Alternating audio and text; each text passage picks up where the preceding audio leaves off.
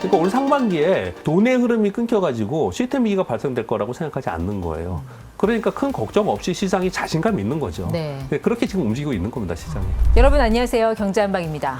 코스닥이 이른바 천스닥 시대를 열었습니다. 하루 7% 상승은 저도 처음 보는 것 같습니다.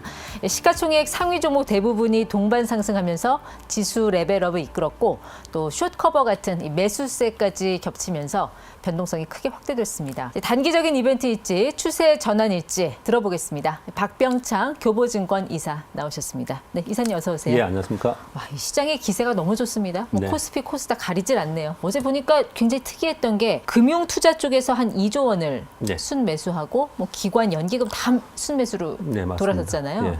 근데 금융 투자 2조 원은 다 ETF던데 이제 거의 ETF라고 봐야죠. 네, ETF 시대가 열리는 건가요? 전체적으로 시장의 흐름을 보면은 금융투자 위주의 매수가 전체적인 시장의 전반적인 흐름을 좀 좌우하는 모습을 나타내고 있는데 이제 그것은 ETF 영향이 훨씬 더 커졌다. 그리고 어제 같은 경우에도 굉장히 특이한 점은 코스닥 시가총액 1위부터 10위까지 보면 거의 대부분 두 자릿수 이상으로 올랐고요. 그리고 알테오젠이 시가총액 1위인데 그것만 빼고는 예. 전반적으로 2위, 3위, 4위 20% 이상씩 오르는 이제 급등을 네. 좀 했습니다. 2위가 에코프로인가요? 예, 에코프로비엠. 네. 1위 알테오젠이 얼마 못 오른 거는 이제 코스피로 이전하는 그것 때문에 그런 건 이제 비중이 줄었잖아요. 코스닥에서. 예, 코스닥 150에서 ETF의 비중에서 이제 코스피를 이전하기 때문에 그동안에 계속 비중을 좀 줄여놨거든요. 네. 네, 그렇기 때문에 상대적으로 어제 좀 덜 올랐다 그렇게 볼 수가 있겠습니다. 그러면 앞으로 추세적으로 갈 수 있다라고 보시는 거예요? 삼천 스닥 그거는 물론 STO 토큰 증권과 관련이 있는 STO로 거잖아요. 간다 이런 네. 얘기를 했는데 근데 저도 저는 STO로 그렇게 만들 수 있는가에 대해서는 당장의 개념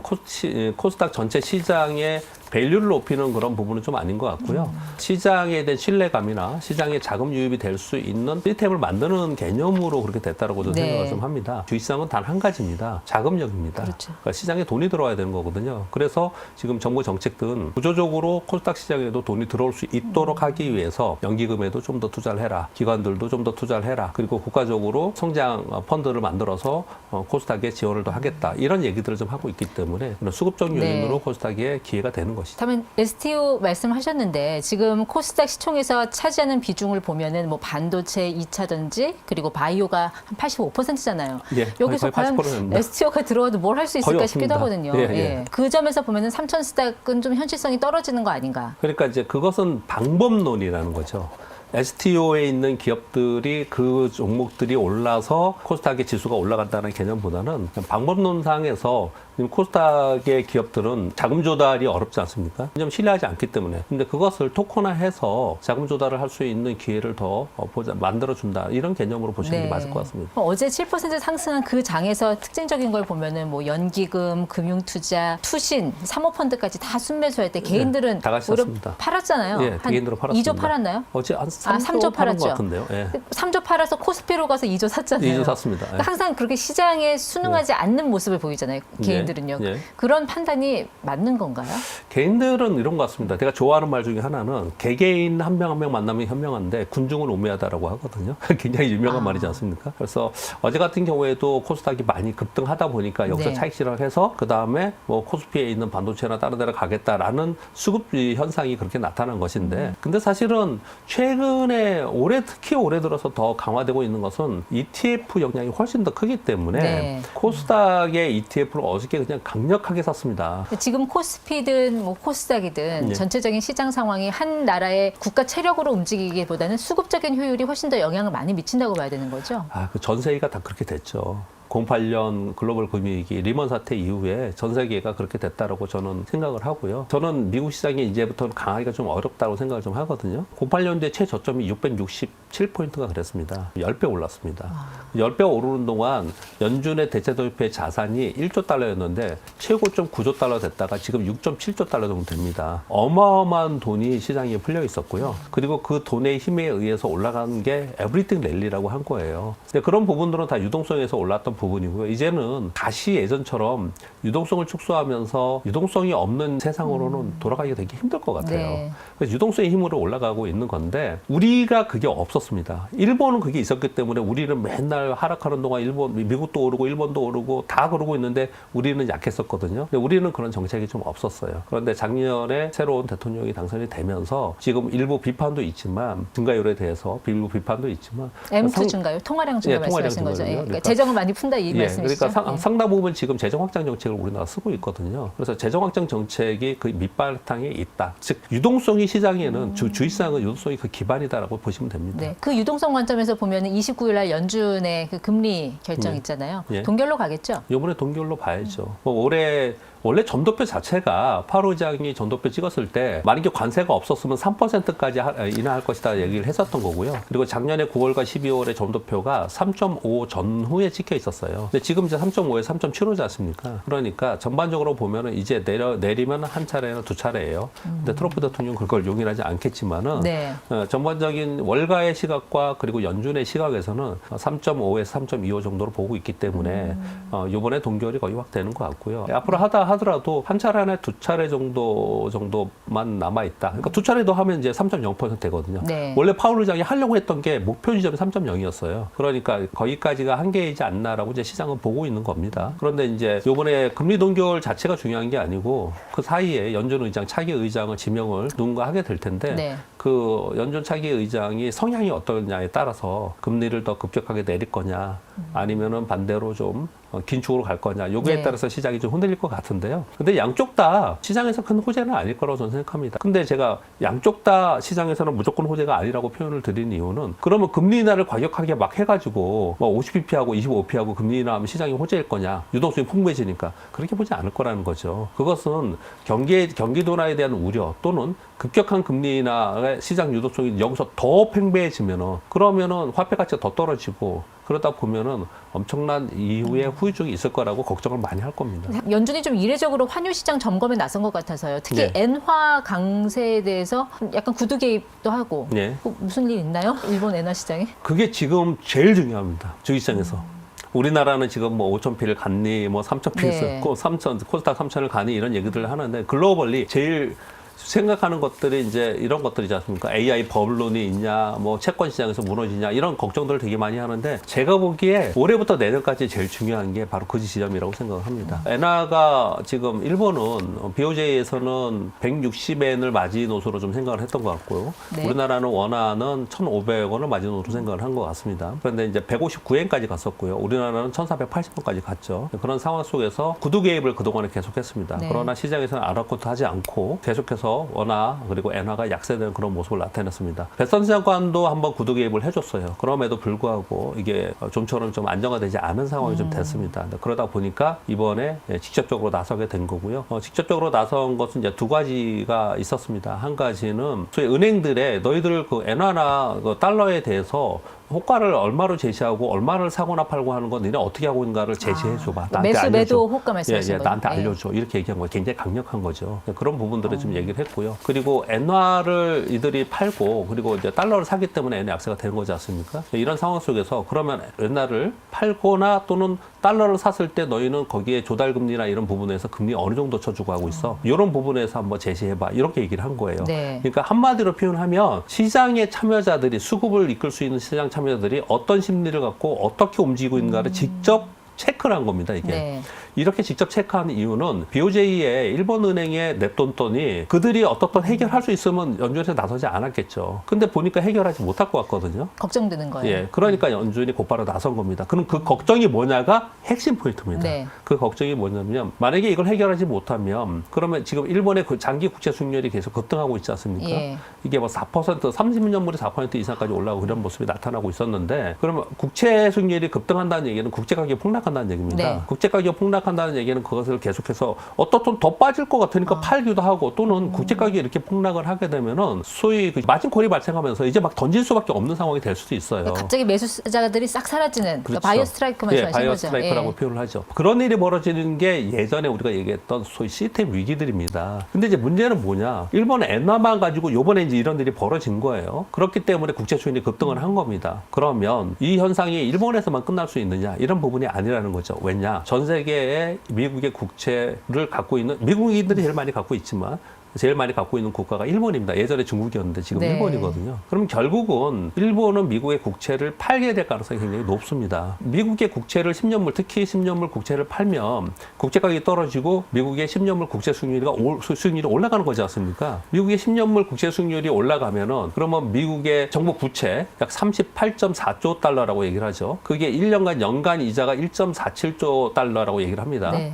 어마어마한 이자가 있는데 국채 수익률이 올라가면 이자가 계속 눈덩이처럼 불어날 거 아니에요. 이게 트럼프 대통령이 제일 싫어하는 거예요. 그러니까 미국의 장기채 금리에 영향을 줄 수 있다. 그렇습니다. 근데 일본에서 금리, 환율, 뭐 국채 이런 쪽에 이상시가 생기면 결국 이제 엔화 기반의 캐리 트레이드 자금이 맞습니다. 흔들리잖아요. 근데 네. 그게 이제 뭐 일본에만 있는 게 아니라 다 그게 미국 자산, 뭐 미국 주식, 미국 채권 예. 들어가 있지 않습니까? 네네. 그걸 염려한다는 말씀이신 거죠? 그렇죠. 근데 작년과 재작년에 한번 급락한 거 있은 적이 있었죠. 네, 있었죠. 엔고가 되면서 급락한 예. 적이 있었지 않습니까? 그때 엔고가 급격하게 되면서 엔캐리 자금이 청산이 되면서 전 세계 시장이 한꺼번에 네. 빠진 적이 한번 있었습니다.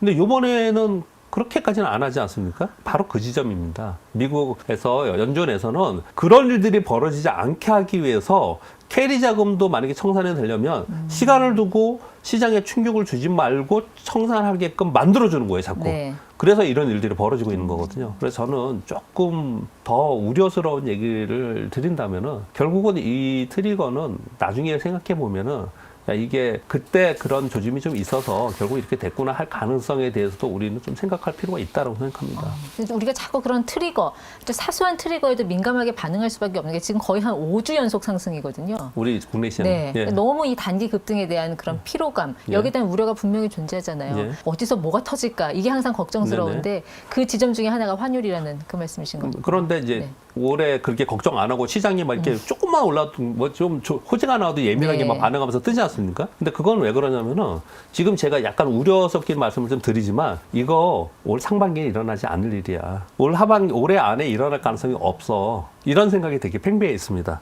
저도 좀 그렇게 생각을 하고요. 특히 상반기까지는 일어날 가능성이 없다고 생각합니다. 왜냐하면 상반기에는 올해 미국은 중간선거가 있기 때문에 네. 절대로 시장을 무너뜨리거나 어떤 시스템 위기가 발생하거나 이런 조짐 자체를 만들 수가 없어요, 지금. 그런 거에 대한 믿음이 한 가지가 있는 거고요. 그리고 시장의 시스템 위기라는 것은 돈의 흐름이 끊겼을 때, 아까 말씀드렸지만 채권 시장에서 채권을 사줄 사람이 없었을 때, 채권 가격이 팔려고 말하는 있을 때, 이럴 때 문제가 되지 않습니까? 네. 그럼 시장에 돈이 있으면 되잖아요. 근데 지금 트럼프 대통령이 올해 들어서 작년하고 올해는 지금 되게 다른 정책을 씁니다.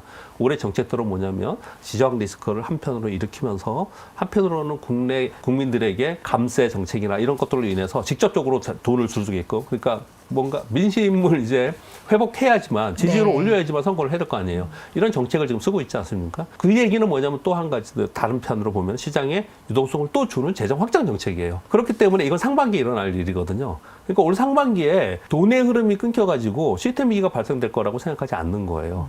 그러니까 큰 걱정 없이 시장이 자신감 있는 거죠. 네. 그렇게 지금 움직이고 있는 겁니다, 시장이. 29일 날 또 그 삼성전자 실적 발표가 있는데 네. 물론 뭐 잠정 실적은 나왔으니까 네. 앞으로 이제 가이던스를 봐야 되는 네, 네. 거겠죠. 우리가 그동안 코스피 올라온 게 물론 뭐 거버넌스 밸류업도 있지만 네. 뭐 반도체로 올라온 거 아닙니까? 맞습니다. 네. 저는 그렇게 생각합니다. 어떻게 나올까요? 29일 날.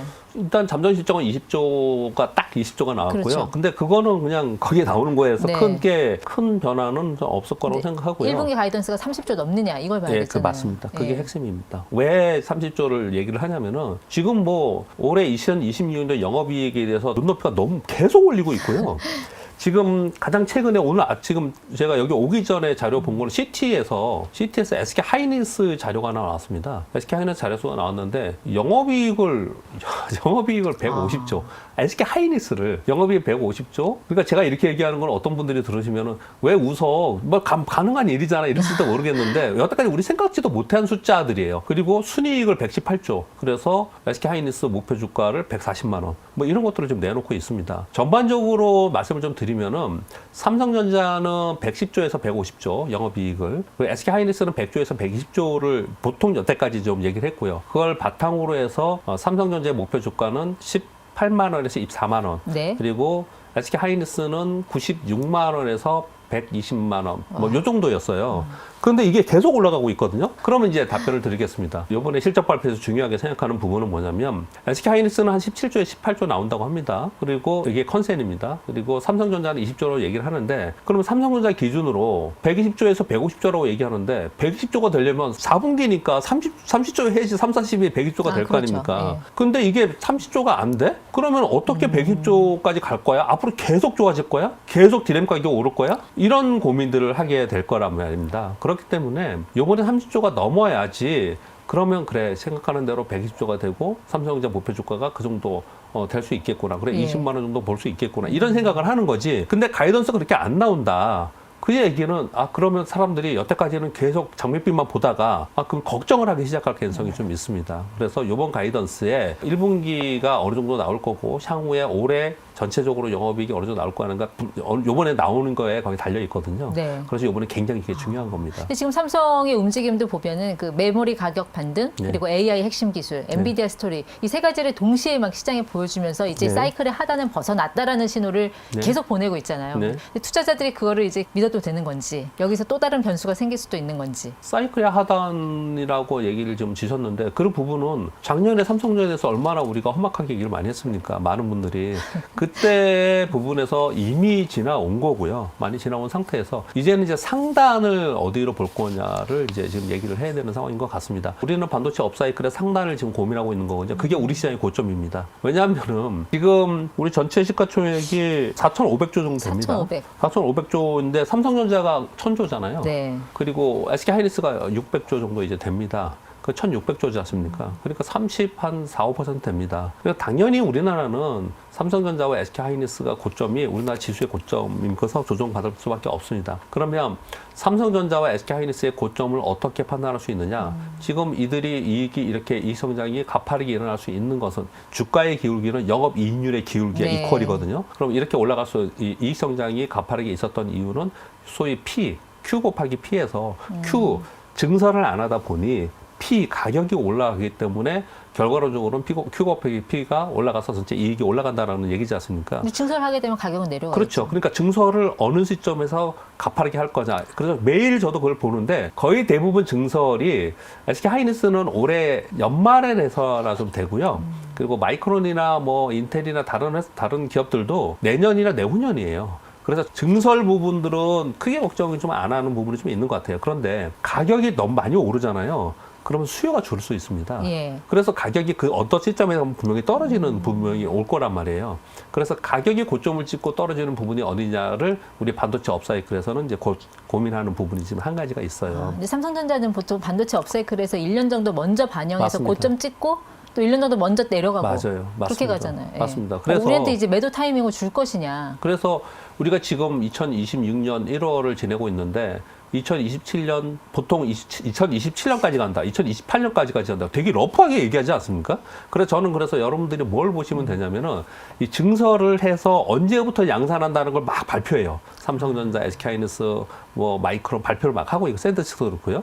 발표하는데 그게 어떤 데는 2027년 하반기부터 어떤 데는 2028년 상반기부터 그렇게 돼 있거든요. 그래서 일반적으로 볼 때 2027년 제가 매일 보니까 전체적으로 봤을 때 2027년 하반기에는 양산하는 것들이 좀 있습니다. 그러면 올해 하반기에는 좀 조심할 필요가 있겠죠. 그러니까 지금은 상반기에 1월이지 않습니까? 그러니까 아직까지는 더 달려가려고 지금 하는 거고요. 네. 근데 시간이 흘러가면 흘러갈수록 이제 고점에 좀 다다를 수 있다. 지금 앵커님 말씀하신 대로 1년 주기를 본다면 1년 선반영 했거든요. 여태까지도 과거에서도.